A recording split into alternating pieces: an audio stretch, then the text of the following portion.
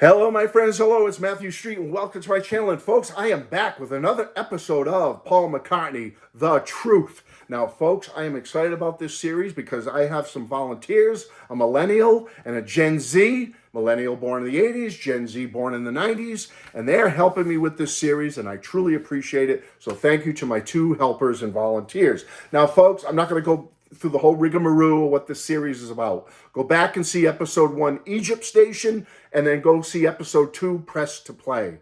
And you will get the gist of what we're doing here. Basically, in a nutshell, all right, we're taking a baby boomer, first generation Paul McCartney mega fan, Beatles mega fan, solo Beatles mega fan, and I'm giving my quick take and opinion on these Paul McCartney albums. But then I'm throwing in a neutral party, a millennial and a Gen Z who have no vested interest in being a fanboy or a mega Paul fan. They're just younger people who love rock and roll. They think of Paul as a classic rock and roll artist, and they do give him props and respect, but they have no dog in the fight. They don't listen to Paul's stuff like I do. I'm biased. You're probably biased. We love the Beatles. We love the solo Beatles. So when we listen to these albums by the Beatles or the solo Beatles, we tend to give them a pass if things are a little bit lacking. And if things are brilliant and great, we say that too. But we're unable sometimes to be neutral and non-biased when we're giving our views on something new coming out. Like, Ringo releases Crooked Boy. I'm going to tend to be more favorable to him. The Beatles release Now and Then. I'm going to tend to be favorable towards it. I'm not going to be a slammer and put it down and find all the negative in it. I'm going to look for the silver lining. You're going to look for the silver lining in these releases. So I like having two neutral people who will be non-biased, non-prejudiced, just listen to this piece of music by Paul McCartney, this album, and tell me what you think. Do you like it or not? And they've surprised me so far because, when I did Egypt Station with them, Egypt Station's a 50-50 album for me personally as a mega Paul fan. There's parts of it I really love on Egypt Station, and there's parts of it that, I'm sorry, I just can't get into. So it's one of those tweener albums for me. I didn't know how my millennial or Gen Z would react, but if you saw that episode, you'll notice that they kind of were both down on it. They didn't really care for Egypt Station. Now, Press to Play was a surprise for me. I thought they were both going to hate Press to Play. I really did, episode 2. Now, I started out really digging Press to Play back when it came out in 86. And then I went through a period of really loving the album. But as music styles changed over the ensuing decades, 90s into the 2000s, I have to be honest, I went off Press to Play. I started to almost dislike it for the production of it and the sound of it. But folks, you know what? Over recent years, I've come back to Press to Play. I appreciate it for what it was. It was of its time, 1986. And I am starting to get to the point where I really enjoy Press to Play, and I'd love to see an archive edition of Press to Play. That's just me. Now, I didn't know how my millennial or Gen Z were going to react, but I was pleasantly surprised that they came back saying, yeah, not a couple of things they didn't like about Press to Play, the production and all that, but they said, you know what? They'd come back to that album. They thought Press to Play was pretty good. So who knew? It surprised me. So with London Town, episode 3, I went back further. I said, let's go back into the 70s with Paul and throw them an album that they may be totally unfamiliar with and see what they think of it. So, folks, we chose London Town. And here it is right here in all its glory, folks. Okay, just get it right there. Let me give my quick take on London Town. Came out March 31st, 1978. Kind of a softer rock Paul album, we have to be honest. U.S. Billboard number 2. U.K. only made number 4, but it did go gold in the U.K., platinum in the U.S. There were 3 singles off it with A Little Luck, which made number 1, big number 1 song in March of 78.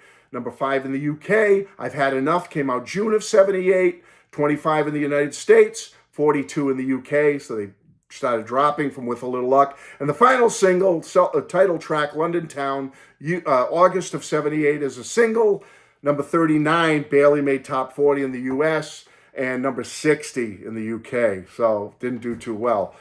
But months prior to this album coming out, in November of 77, Mulligan Tire, backed with Girls' School, came out. Mulligan Tire was a worldwide, national, number 1, biggest thing of all time song. But here in the US, no one knew or cared about Mulligan Tire. They flipped it over here for the airplay. We got Girls School, which made number 33 here in the US. But I love Girls School. I thought Paul was balls to the wall rocking again, and I thought it was the greatest thing since sliced bread. As that 16-year-old kid driving around with all the great classic rock of that era that was out, I just thought Paul was right up there. He was just rocking his butt off, you know. But anyway, it only made number 33. Now, when this album came out in March of 78, I'm a 16-year-old high school kid, and I had been gifted, you know, as I told you, parents used to buy me Beatle records and solo Beatle stuff, and aunts and uncles and cousins would give me stuff. So I had quite a few Paul albums by the time this came out. I know I had the McCartney 70 album, I had Band on the Run, I had Venus and Mars, I had Speed of Sound, I had Wings Over America, I had, I'm not sure if I had Ram, I might have had Ram, I know I had the Uncle Albert single, I had a lot of the singles. I'm not sure if I had the album Ram, Red Rose Speedway I did not have by the time I got this, and Wildlife I did not have. I got those 79 or 80 after this album came out. But I had quite a good Paul collection for a young 16-year-old kid. But this was the first one I was like anticipating buying on my own on the day of release. Okay, was London Town. So I was pumped for this album. I had all those others given to me as gifts and whatnot, and I loved them all. But this was the one I knew when it was coming out, and I had to have it on the day of release. My parents helped me with that. I don't think I quite had my license yet. I might have been just getting my license, whatever. But this was the one I had to get it, and everyone knew I wanted it, and everyone knew that I knew that it was coming soon, and Matt needs it now, okay? So I was pumped. I was excited, and when I first got it and listened to it, I liked it, folks. I found a way to be excited and love it. Although my peers, my high school classmates and friends were very cool on this album, let me be honest, okay? I know With a Little Luck was number one, but for the average high school, you know, 16-year-old, 17-year-old kid, a lot of my buddies and stuff weren't into this. You know, they would humor me and stuff. They knew I was the Beatles freak of the group, but, you know, they were into Foreigner and Boston and Kiss and Aerosmith, Styx, Fleetwood Mac, REO Speedwagon, Journey, you know, they were into all that classic, and Leonard Skinner and stuff like that. And I love all that stuff too. And I loved it at the time too. I loved all that stuff. I'm a pop kid too. I love some of the poppier Bee Gees and disco stuff even. I mean, I was well-rounded in the top 40 and loving what I loved. But, you know, I really was a Beatles freak. So I wanted this. I loved it. And I found a way the silver lining to make this something I really loved, you know. And I gotta admit, some kids I worked with at Burger King, like after closing, we'd play music and that. When I've Had Enough, the single that came out in June, would come on. They liked that one. They thought I've Had Enough was a great, great song. So, you know, that Paul had that going for him. He was rocking on that one too. And as I told you, I adored Girls School and played that single incessantly. I loved it so much. But now, looking back on it, 2024, I like this album. I go through periods with this album. It's a tweener album for me. Like, I'll go through periods where I'm really in the mood for it, the softer vibe of it, and I'll just chill and listen to it with a cold beverage or an adult beverage, and I like it, and I'm into it, okay? Am I going to be banging on the walls and jumping up and down and smashing things in my music room here as I listen to this? No, it's one of those albums you just want to chill and you know, just mellow out and have a cold drink, or, you know, have a sip of water or whatever. You know, it's one of those, but I get in the mood for it, and I love it when I get in those moods for it. But then there's times I'm kind of cool on it. I'm like, yeah, I'd rather listen to, you know, Paul rocking out Amoeba Gig, or I want to listen to Memory Almost Full or something. And I just push this one aside. So I'm in the middle. All right, that's where I am. I like it at times, and there's times I'm kind of cool on it. All right, it's a mellow album. So let's get to my Millennial and my Gen Z. They came through, folks. They seem to be getting into this series because they really typed it up for this one. They really put in the effort on here, and they get their synopsises of how they feel are getting longer and longer. Now, they have no dog in the fight. As I said, Millennial and a Gen Z, born in the 80s, born in the 90s. They know Paul, they like the Beatles, you know, they're into rock and roll, but they have no, they don't need to be biased and give all thumbs up to Paulie. You know, They listen for what it is, and they're being honest what they feel when they hear it. Because some of these things, they know some of Paul's music, but some stuff like this one, they hadn't really ever listened to it all the way through. So they might have known a song or two on it, but not very familiar. So now they've sat with it, they've listened to it, and they've given me their synopsis. So Paul McCartney, The Truth. And when I say the truth, folks, no snide comments like I got on the first video or two. I know it's actually should be titled Paul McCartney, The Opinion. I get it. It's just my opinion and their opinion. You may feel different, but that wouldn't be a cool title. Paul McCartney, The Opinion. No. So I'm calling it Paul McCartney, The Truth, this series, because it's not a biased Beatle fan baby boomer giving just his take on it. It's the truth. It's my truth, but it's also the truth of neutral parties, a millennial and a Gen Z. Okay, so let's go. All right. And I'm sorry for that long blah, blah, blah, blah, blah, blah, blah, blah. Okay, so as I switch to my Matthew Street glasses, to my Matthew Street old man glasses so I can read these, let's start with our millennial first on what he thought of London Town. Real quick, here's the vinyl. You got the colorful one side of the custom label and the black and white dour side of the other label. And you got a nice inner sleeve with lyrics, blue tinned on that side, pinkish tinned on that side. Okay, millennial, Gen Z, okay?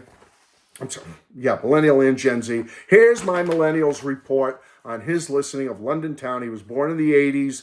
He's in his mid to late 30s. There wasn't much that grabbed me on this record. To be honest, it's a bit all over the place, and a lot of the production makes many of the tracks sound like elevator music. The overall sound was like a mashup of every 70s genre, disco, funk, prog, etc. But it all kind of blends together in this gray goop of sound. For most of the album, no tracks really stood out. The title track was okay, nothing special. Didn't like the disco vibes of Cafe on the Left Bank. Now, that's the first I've ever heard someone refer to Cafe on the Left Bank with some disco vibes. I've always loved Cafe as a rocker on this album, but there you go. I liked I'm Carrying, sweet-sounding song, could have used another verse. Children was all right, just because I'm a sucker for folky-sounding stuff. But it was also a little too spritey and childish for me. Girlfriend reminds me of that 10cc song, I'm Not in Love, but then it does this weird prog rock thing in the middle. With a Little Luck was so boring. Sounds like the interlude music on the Mary Tyler Moore Show or something. And almost 7 minutes long. What was that? Famous Groupies has such a weird sound, like snake charmer music. The lyrics and rhythm are weird too.